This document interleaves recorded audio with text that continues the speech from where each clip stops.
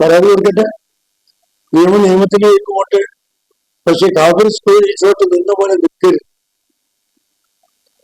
കാഫിർ screen shot ഷാഫിയുടെ വിജയം ഉറപ്പായപ്പോ വന്നതാണ്.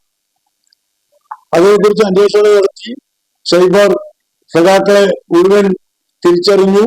അതിന്റെ ഉറവിടത്തിലേക്ക് ചെന്നപ്പോ വലിയ ഇടതുപക്ഷത്തിന്റെ നേതാക്കന്മാരിലേക്കാണ്, അവരുടെ കുടുംബങ്ങളിലേക്കാണ് മനസ്സിലായപ്പോ അന്വേഷണം നീണ്ടു.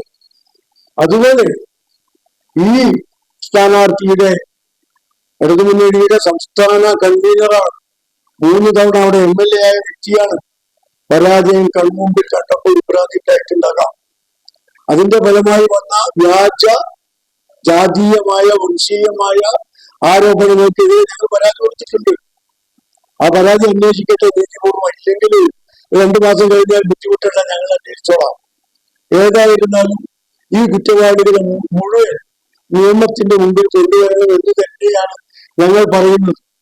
അതിന് പകരം വെക്കാൻ വ്യാജ ആരോപണങ്ങൾ ഉണ്ടാക്കി ഫാത്തിമയുടെ മേലിൽ ആരോപണം കൊടുത്ത് നടക്കുന്നുണ്ട്. അന്വേഷിച്ചോട്ടെ, ഞങ്ങൾക്ക് യാതൊരു പേടിയില്ല.